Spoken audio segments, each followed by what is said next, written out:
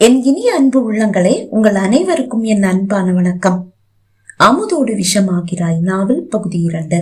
வாங்க தொடர்ந்து கதையை கேட்கலாம். மாலை 6:30. எல்லாரும் பங்களாவுக்கு வாங்க, இளவழகன் சார் வந்திருக்காரு, உங்களை பார்க்கணுமா?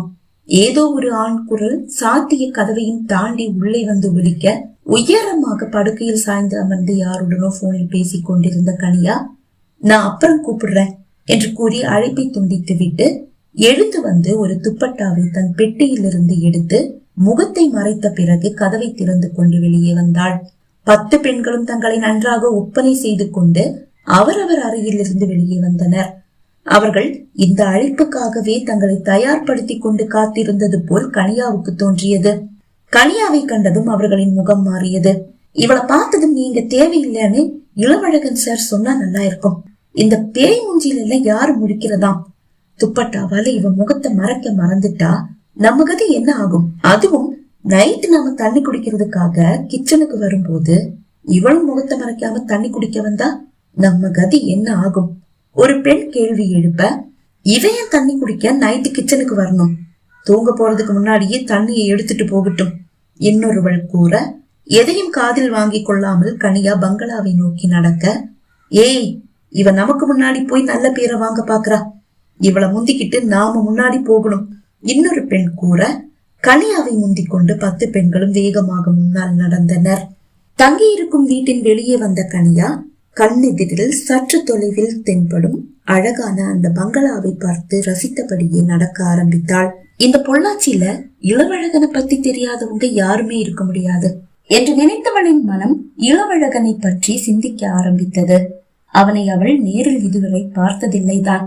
ஆனாலும் பெரிய பெரிய பணக்காரர்களின் மருமகன் என்ற கனவின் முக்கிய நாயகன் இளவழகன் தான். அதை அவள் நன்கு அறிவாள். மிகவும் கண்ணியமான இளைஞன் என்பதில் யாருக்கும் எந்த ஐயமும் இல்லை. ஏன் அதிகம், நட்சத்திராவின் அப்பா கூட அவளுக்காக தேர்வு செய்த 5 மாப்பிள்ளைகளில் முதலிடத்தில் இளவழகன் தானே இருக்கிறான். அவனை பற்றி அறிந்து கொள்ள அல்லவா விபத்தில் சிதைந்த முகத்தை சீரமைக்கும் முன் ஒரு வேலைக்காரியாக அவனது வீட்டிற்குள் நுழைந்திருக்கிறாள். அவளது திருமணம், அதை உடனே நடத்திவிட வேண்டும் என்ற எண்ணத்தோடு அவளது அப்பா இருக்கிறார்.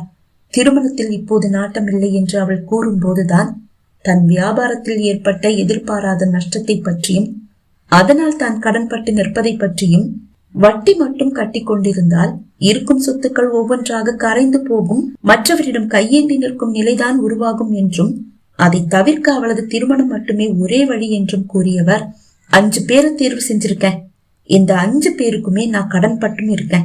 இதுல 4 பேர் கரெக்டா வட்டிய கட்டுங்க, இல்ல உங்க பொண்ணை கட்டி கொடுங்க, இருக்கிற சொத்தை சரி பாதியா பிரிச்சு அதுல ஒரு பாதியை என் பேர்ல எழுதி வைங்க அப்படின்னு கழுத்தை பிடிச்சு நெரிக்கிற மாதிரி கேக்குறாங்க. இளவழகன் வட்டியை மட்டும்தான் சரியா கட்ட சொல்றாரு. அவருக்கு கல்யாணத்துல நாட்டம் இல்ல. கடன் பட்டிருக்கிற மத்தவங்க எல்லாம் நடுத்தர வயசுல இருக்கிறவங்க. அதனாலேயே வட்டி சரியா வரணும், இல்ல 4 பேர் முன்னாடி மானத்தை வாங்கிடுவோம்னு எச்சரிக்கிறாங்க. அதுலயும் மனைவியை இழந்த ஒருத்தர், உங்க பொண்ணை எனக்கு 2ஆம் தாரமா கட்டி கொடுங்க, எல்லா கடனையும் நானே அடைச்சிடுறேன், ஆனா உங்க சொத்து மொத்தத்தையும் என் பேர்ல மாத்தி கொடுக்கணும்னு கண்டிஷன் போடுறான். அவனை விட இந்த 5 பேர்ல யாரையாவது நீ கட்டிக்கிறது தான் எல்லாருக்குமே நல்லது. இதுல எனக்கு பிடிச்சவர்னு சொன்னா இளவழகன் தான். அவருக்கு கல்யாணத்துல நாட்டம் இல்லதான், ஆனாலும் என்னுடைய சாய்ஸ் அவர் தான். எந்த கெட்ட பழக்கமும் இல்லாத ரொம்ப ரொம்ப தங்கமான கண்ணியமான ஒரு பையன் என்று கூற, தங்கள் நிலையை புரிந்து கொண்ட நட்சத்திரா, சரிப்பா, ஆனா எனக்கு பிடிச்சவர்தான் நான் கல்யாணம் பண்ணிக்க முடியும் என்று கூறிவிட்டாள். அன்றுதான் தங்கள் நிலைமை இவ்வளவு மோசமாகிவிட்டதா, இதை நான் அறியவில்லையே என்ற எண்ணத்தோடு வேதனைப்பட்டபடியே காரை ஊட்டி வந்தவள் எதிரில் வந்த லாரியை கவனிக்க தவறினாள். வேகமாக வந்தவள் லாரியில் மோதிவிட்டாள். அவளுக்கு நினைவு திரும்பும் போது அவள் மருத்துவமனையில் படுக்கையில் கிடக்கிறாள். உடல் முழுவதும் பலத்த காயங்கள், முகம் வேறு சிதைந்து போயிருக்கிறது. முகம் எப்படி சிதைந்தது என்று அவளுக்கு தெரியவில்லை. 1 மாதம் மருத்துவமனையில் சிகிச்சை பெற்ற பிறகு இதோ முகத்தை சரி செய்ய வெளிநாடு செல்ல தயாராகும் நிலையில்தான் அப்பாவின் முதல் சாய்ஸான இளவழகனின் வீட்டிற்கு வேலைக்காரியாக நுழைந்திருக்கிறாள். நட்சத்திராவுக்கு அம்மா இல்லை, ஆனால் அம்மாவடி சொத்து என்று சில கோடிகள் அவள் பெயரில் தான் இருக்கிறது. அதை விற்று கடனை அடைத்து விடலாம் என்று நட்சத்திரா கூறினாலும் அந்த சொத்து மொத்தத்தையும் வித்தாலும் பாதி கடனை கூட அடைக்க முடியாதுமா என்று அப்பா கூறிவிட, சரி திருமணம் செய்து கொள்ளலாம் என்ற முடிவுக்கு வந்துவிட்டாள். சிந்தனையில் மூழ்கியவள் காய்கறி தோட்டத்தின் நடுவில் இருக்கும் அந்த பாதை வழியாக நடந்து பங்களாவை நெருங்கிக் கொண்டிருந்தாள். வேலையாட்கள் தங்கும் வீடு பங்களாவின் பின்புறம் இடப்புற ஓரத்தில் ஒரு 3 நிமிடம் நடந்தால் எட்டும் தூரத்தில் இருக்கிறது. மிகவும் அழகான ரம்யமான ஒரு சூழலின் நடுவில் அமைந்திருக்கும் வேலையாட்களின் வீடும் பங்களாவும் நட்சத்திரா மனதை இதமான ஒரு தென்றலாக வருடுகிறது. இந்த இடம் அவளுக்கு மிகவும் பிடித்திருக்கிறது. நட்சத்திராவின் கண்கள் மற்றும் நெற்றி பகுதியை தவிர மற்ற இடமெல்லாம் சிதைந்து போயிருக்கிறது. அதில் சில இடங்களில் இப்போதும் ஆறாத காயங்களும் இருக்கிறது. அது அவளுக்கு வேதனையாக இருந்தாலும் தன் கணவனை தேர்வு செய்ய இது தனக்கு உதவியாக இருப்பதில் மகிழ்ச்சிதான். இதோ நட்சத்திராவும் பங்களாவை எட்டிவிட்டாள்.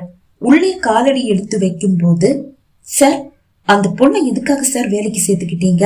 அவளை பார்த்தாலே பேய் மாதிரி இருக்குது. அவளை திருப்பி அனுப்பிடுங்க சார். அவ பாக்குற வேலையையும் சேர்த்து நாங்க 10 பேரும் பாத்துக்கிறோம். அதுக்காக எங்களுக்கு தனியா எந்த சம்பளமும் தர வேண்டாம். உங்களுக்கும் லாபம், எங்களுக்கும் நிம்மதி என்று ஒரு பெண் கூற, புன்னகையோடு அந்த பெண்ணை பார்த்த தாத்தா, உன் பேரு வேணிதானம்மா என்று கேட்டார். ஆமா சார். எங்க பாருமா வேணி, நான் கனியாவுக்கு உதவி செய்ய நினைச்சுதான் தோட்ட வேலையை கொடுத்தேனே தவிர இதுல லாப நஷ்டம் எதையும் நான் பார்க்கல. அத நான் விரும்பவும் இல்ல. உங்க வேலையை மட்டும் நீங்க பாருங்க போதும். இல்ல அந்த பொண்ணு இருக்கிற இடத்துல வேலை பார்க்க நாங்க விரும்பல அப்படின்னு நீங்க சொன்னீங்கன்னா அது உங்க விருப்பம். நான் யாரையும் தடுக்க மாட்டேன். இப்பவே நீங்க கிளம்பலாம். ஐயோ சார், நான் அப்படி சொல்லல. எப்படி சொன்னாலும் என்னுடைய பதிலும் முடிவும் இதுதான், தாத்தா உறுதியாக கூற, அப்போதுதான் 6 அடி உயர வாட்ட சாட்டமான கம்பீரமான அழகான அந்த இளைஞன் மார்பை விரித்து கொண்டு மாடி இறங்கி வந்தான். இவர்தான் இளவழகன் போல தனக்குள் கூறிக்கொண்ட நட்சத்திரா உள்ளே வருவதை கண்ட தாத்தா பேச்சை நிறுத்தி கொள்ளவும், என்னாச்சு தாத்தா, இவங்கெல்லாம் ஏதோ புகார் பண்ற மாதிரி இருக்கே என்று கேட்டபடியே தாத்தாவின் அருகில் வந்து நின்ற இளவழகனின் விழிகள் அனைவரையும் ஒரு சுற்று சுற்றி பார்த்துவிட்டு மீண்டும் நட்சத்திரா மீது வந்து நிலைத்து நின்றது. இவங்க ஏன் துப்பட்டாவால முகத்தை மூடி இருக்காங்க என்று கேட்டான். சார், நாங்க தான் முகத்தை மூட சொன்னோம். இவங்க முகம் எங்களை பயமுறுத்துது ஒரு பெண் கூற. உங்க பேர் என்ன என்று கேட்டான் இளவழகன். என் பேர் கலை சார். தலையை உயர்த்தி கம்பீரமாக கூறினாள் அந்த பெண்.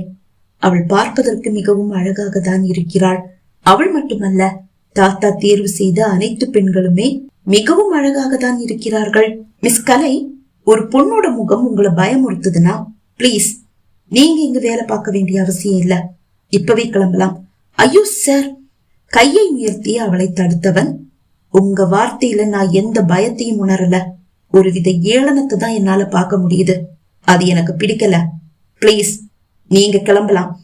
இல்ல சார், என்னை நம்பிதான் என்னுடைய குடும்பம் இருக்கு. இந்த வேலை இல்லைன்னா என் குடும்பம் ரொம்ப கஷ்டப்படும் சார். உங்களுக்கு குடும்பமாவது இருக்கு, இவங்களுக்கு அது கூட இல்ல. வேற எங்கேயும் வேலை கிடைக்காததாலதான் அவங்க தாத்தா கிட்ட வேலை கேட்டு வந்தாங்க. அது உங்கள மாதிரி ஒரு வேலையை கேட்கல. தோட்ட வேலையாவது கொடுத்தா போதும்னு தான் சொன்னாங்க. சம்பளமும் தேவையில்ல, தங்க இடமும் சாப்பிட சாப்பாடும் மட்டும் கிடைச்சா போதும்னு தான் சொன்னாங்க. அதனாலதான் தாத்தா வேலைக்கு சேர்த்துக்கிட்டாரு. கோபமாக இளவழகன் கூற, ஓகே சார், நான் பேசினது தப்புதான். இனி இப்படி பேச மாட்டேன். சாரி. அந்த சாரியை என்கிட்ட இல்ல, கனியா கிட்ட சொல்லுங்க. கடுமையான குரலில் அவன் கூற, திரும்பி நட்சத்திராவை பார்த்த கலை, உன்னை இவர் வாயாலேயே வெளியே போன்னு நான் சொல்ல வைக்கிறேன்டி. மனதில் கூறியபடியே சாரி கனியா என்றாள். பரவாயில்லைங்க, எனக்கு இது பழகி போச்சு என்று கூறிய நட்சத்திராவை பார்த்த இளவழகன், மிஸ் கனியா, உங்களுக்கு வீட்டுக்குள்ள எந்த வேலையும் இல்ல, அதனால உங்ககிட்ட பேச பெருசா எதுவும் இல்ல. உங்க வேலை என்னன்னு தோட்டத்துல வேலை பாக்குற பெரியவர் சொல்லி இருப்பார்ல.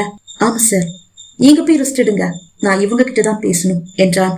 ஓகே சார் என்றவள் திரும்பி செல்ல, மற்ற 10 பேருக்கும் என்னென்ன செய்ய வேண்டும் என்னென்ன செய்யக்கூடாது என்பதை மிகவும் தெளிவாக எடுத்து கூறிய இளவழகன், ரொம்ப முக்கியமான ஒரு விஷயம் என்னன்னா, எக்காரணத்தை கொண்டும் உங்கள யாரும் என்னுடைய ரூமுக்குள்ள வரக்கூடாது. இங்க ஆண் ஊழியர்கள் இருக்காங்க, அவங்களுக்கு மட்டும்தான் என்னுடைய ரூமுக்குள்ள வர அனுமதி உண்டு. ரூம சுத்தம் பண்றது, என்னுடைய தேவைகளை பாத்துக்கிறது, அப்படி எல்லாத்தையும் வழக்கமா யாரு இங்க பண்ணிட்டு இருக்காங்களோ அவங்கதான் பாத்துப்பாங்க. நீங்க தாத்தா சொல்ற வேலைகளை மட்டும் பார்த்தா போதும். உங்களை வேலையில தக்க வைக்கவும் திருப்பி அனுப்பவும் எனக்கும் தாத்தாவுக்கும் ஒரே மாதிரி உரிமை இருக்கு. அந்த உரிமையில தாத்தாவும் தலையிட மாட்டாரு, நானும் தலையிட மாட்டேன். இத மனசுல வச்சுட்டு நீங்க வேலை பாருங்க. நீங்க போலாம் என்று கூறினான். 10 பேரும் வெளியே சென்றதும் தாத்தாவை குறும்பாக பார்த்தவன், என்ன தாத்தா, தேவலோக ரம்பைகள் மாதிரி 10 பேரை தேர்வு பண்ணிருக்கீங்க. என்னுடைய தவத்தை கலைக்க முழு மூச்சோட இறங்கிட்டீங்க போல. அவனது குறும்பு பேச்சை கேட்டு குறும்பாக புன்னகைத்த தாத்தா, என்ன பண்றதுப்பா, தவங்களை கலைக்க ரம்பைகள் தானே உதவுறாங்க.